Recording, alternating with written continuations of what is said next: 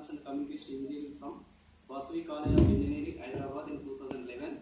She joined Bharat Electronics Limited, Hyderabad as a professional engineer in 2011 and is presently working as a senior engineer in the Naval Systems Division. She has involved in wide spectrum of activities in the organization from documentation to field installation for naval EW systems. She has presented professional papers at BL company in the years 2014 and 2015. She has also secured a gold award at the QCFI competition and a pre-excellence award at NCQC competition. She is a recipient of Women Excellence Award conferred by Institute of Public Enterprise for the year 2015. Her areas of interest include RF, microwaves, antennas. She is presently pursuing her master's from Osmania University in Microwave and Radar Engineering. I request Mrs. C. Pani Madhuri to present here. Thank you, sir. Good morning, one and all. Myself, Pani Madhuri, on behalf of Bharat Electronics Limited, Hyderabad, here to present the challenges in production and installation of EW antennas on the military platform. My presentation today would cover, I would give an introduction to the EW systems and then the basic characteristics of the EW antennas, then the various production challenges and installation challenges that we are facing, and finally, basically when I speak about electronic warfare system, it is generally an ultra wideband system and they generally operate in very thousands of megahertz bandwidth. For example, 16,000 megahertz or 80,000 megahertz bandwidth. Generally, any electronic system is characterized by the bandwidth ratio, that is BWR. The formula is as shown here. So, the main functions of EW systems as discussed by everybody is to receive, measure, identify the electromagnetic signals that are radiated by RF sources that are present around it. That is the ESM capability. And when it comes to the ECM capability, it is to provide the jamming capability against the threat radars. And then, apart from this, it collects and analyzes the radar parameters during the peacetime, and it also creates a library for with classification for use during the wartime situation.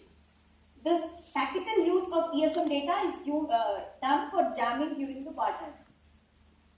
The capability of the EW systems generally depends on the frequency coverage, sensitivity, dynamic range, the measurement accuracies, etc. So, hence, the antennas actually play a major role in enhancing our electronic warfare systems capabilities and technologies. And hence, electronic warfare antennas are ultra-wideband components and the typical frequency ranges of operation are here. When it comes to the characteristics of EW antennas, you can, coming to the category of ESM systems, you can say it is wide frequency coverage. Then we require both omnidirectional antennas and also directional characteristics.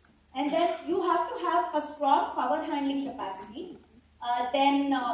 You need the antennas to be in various polarizations, and then you need very wide bandwidths and also narrow bandwidths. Then all these antennas actually have to be a matched set with respect to the VSWR, the gain, the phase and the patterns. So then the ECM characteristics, when it comes to the ECM characteristics, they have to be highly directional and you have to have multi-polarized antennas and they have to be actually steerable.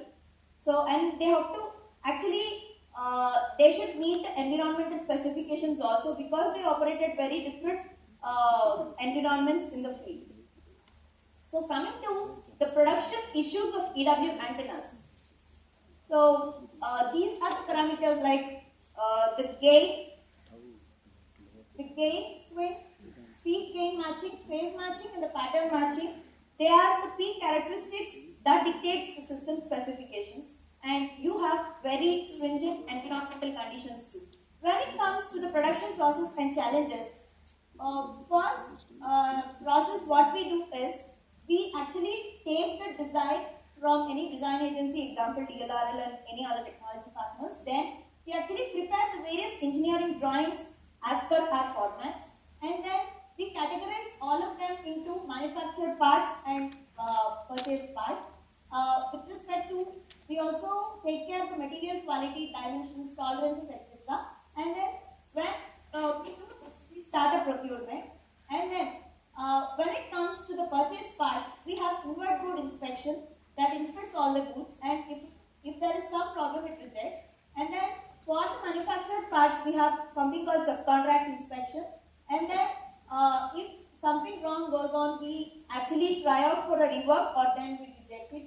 And then after all these components are procured, you take them to the assembly point where you have the workstations involving the assembly operator. And then here the main criticality comes with the soldering, the cleanliness, etc., which we are going to deal with. Then after it is assembled, you have something called assembly inspection, which inspects all the defects, and then you do a minimum testing. Then we actually go to the environmental specifications testing chambers, where we do various kinds of testings like vibration, thermal cycling, etc. And then you actually go to the final assembly. Then you inspect it completely after all the assembly, and then you run the complete acceptance test procedure. That is, all the parameters that have to be met will be checked here. And the quality testing also, the QT, is done for the first system that we are going to sell. So then the critical issue also comes when packing as well.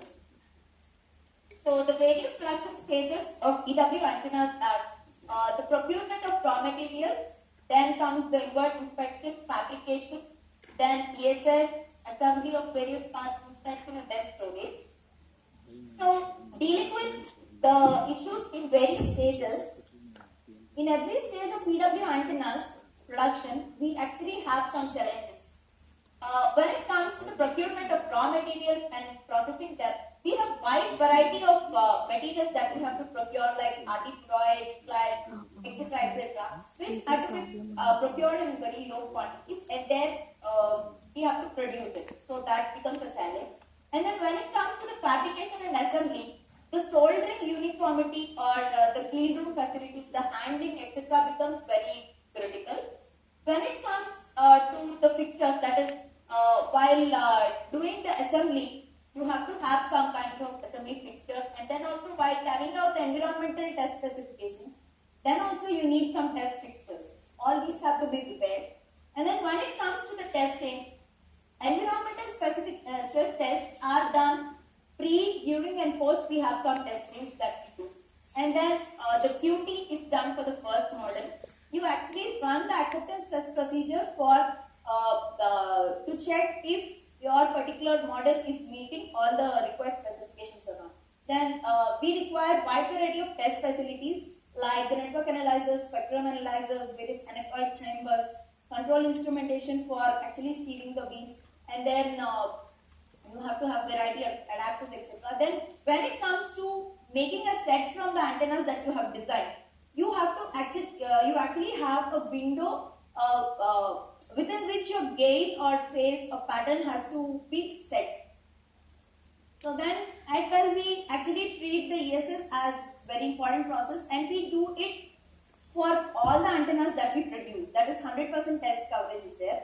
And then because we cannot test each and every part during the assembly, we actually take proper care so that the complete assembly passes through the ESS test. And then these are the specifications that we follow. And when it comes to the electrical testing and tuning, you actually test the VSWR. Then sometimes we actually have to match your 50 ohms termination to the free space. Hence, that tuning is also done manually sometimes. And then your anechoic chamber measurements are done. So all the test data analysis is done. Here we're showing the radiation pattern matching and then your phase matching. Here is your gain and then radiation patterns.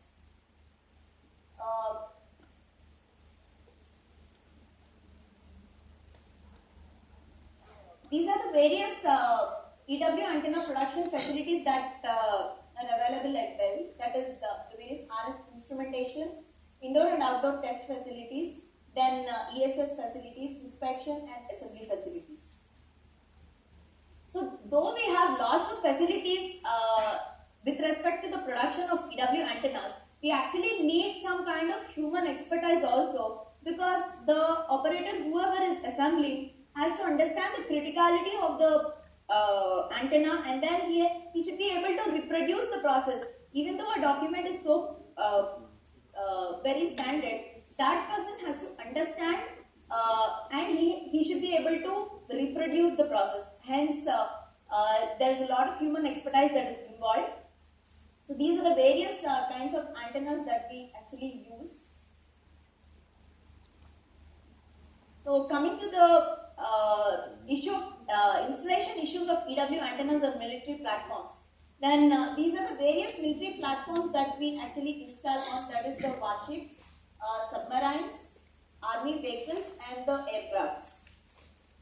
When we discuss about the installation of our EW antenna on a military aircraft, then you can see this is the position where we actually built in our antenna. And then when it comes to the submarine, on the top of the submarine mast, we actually put as antenna. And then this is the military vehicle, where on the topmost we put our ESM antenna and the communication antennas. Now, what are the challenges that we actually face while installing is, the major challenge is we have to preserve the radiation characteristics of the EW antenna even after installation. That is, I test my antenna in my anechoic chamber and I find some characteristics and I think it is fit for my system. But when I install it on the ship, my characteristics may definitely vary because of the surroundings. There are various obstructions that we face in the field. That is, there is we face the EMI, EMC challenges because of the various inter-systems and intra-systems. That is, and we also face problems because of the location of EW antennas.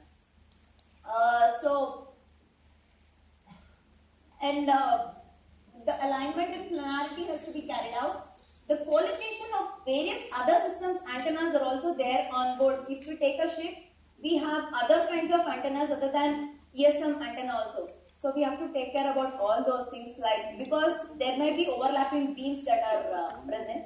And then we should also take care of the grounding effects, because of the ground you may have various reflections of whatever that your antenna is going to account. So when you come, when you deal about the location constraints, we actually we have an example of 4 antenna configuration that is placed here, where it uses the mass concept, that is microwave antenna select switch. That is, there are 4 directional beams based on which you get an omnidirectional coverage also. So this is this by adapting spatial diversity, and this is one more issue where we had in one of our projects we had 2 antennas. That is, we need our CD band antenna has to be placed on topmost of the ship, whereas there is one more antenna that also has the same requirement. So we came up with a split or wrap around mounting on the platform so that we could achieve required results without any modifications. And then we also have lots of antennas that are placed onboard ships on a single mast that leads to EMI, EMC, and also when it comes to the EMC, that is, when it comes to the jamming or the high power radiations from other antennas, then there may be also the damage of the front end receivers of the antennas. And when it comes to this, additional structures are also placed so that your field of view is improved. That is, extended structures are placed here so that your antennas are mounted. Even these may cause disruption in your radiation patterns. And then this is also showing different antennas and sensors that are placed on the outer skin of the aircraft. So challenges on vehicles and land. Then I have spoken about the grounding effects. When it comes to the grounding effects, you actually have to deal with the RF mapping. At first, the RF mapping has to be studied, and then only we have to proceed with support structures and all. And then when it comes to the system engineering challenges, we have yesterday we have seen about the arrestor hook landing features. That is, when an aircraft lands, you have lots of vibrations for which you have to account for. That is because of the platform of installation. Your antenna has to be so ruggedized, and it also has to account for the pressure and shock features when it comes to the submarine antennas. And when it comes to the land, you have to bear to the shock on roads. And then you have to understand that your antenna goes on different platforms. That is, it may go on an aircraft, ship, submarine, and vehicles. So all the environmental specifications have to be met for a single antenna if it has to have a multiple use. Then your platforms may have varied length, size, and shape, and you should have a suitable antenna and radome so that aerodynamically fit antennas may be produced. And we also have to take care about the modularity of the antenna arrays. That is, the antennas that you're producing have to be easy for maintenance also. That is, some component goes bad, I have to be able to repair it instead of just replacing the complete antenna. So that has to be taken care. And your radomes also must be able to withstand high pressure. So, in conclusion, I say the production and installation of EW antennas is quite challenging job for the production agencies, where we involve lots of processes right from procurement to the storage.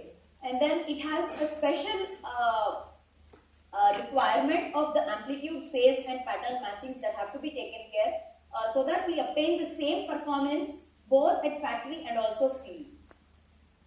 Thank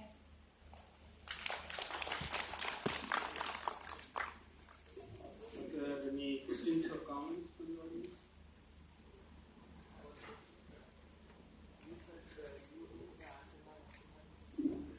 In the chamber, in the lab, and what about when you put the antenna on the platform, the effect of the platform and the antenna will have a lot of variations what you done. Then do you take some instrument to the aircraft or to the platform and measure that, or you have some modeling and something you use in Bell? It is both ways, sir. And also we have a before we actually install it on the platform or we design an antenna for a system, there is an installation study that is done before handover. So that at that particular stage, the experts from the organization will go study the platform, where the antenna has to be installed, where the actual system has to be placed, what are the kinds of obstructions that are that will be available on that class of aircraft or ship. And then those things will actually be taken care in the factory, and then we also do it in the field also, some kinds of testings.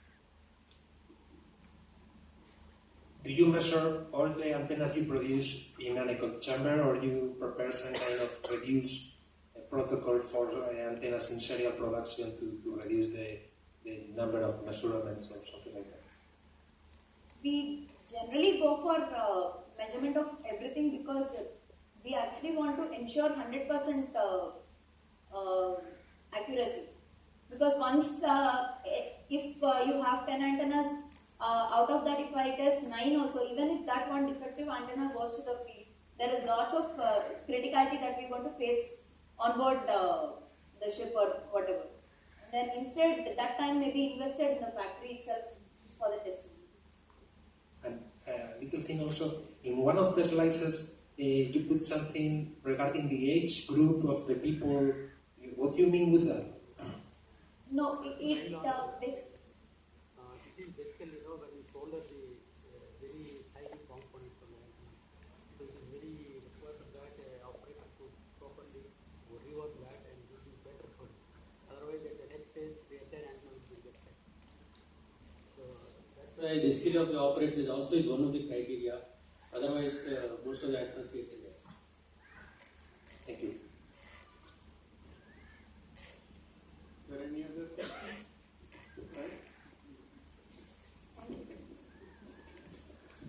we have a network of oxygen.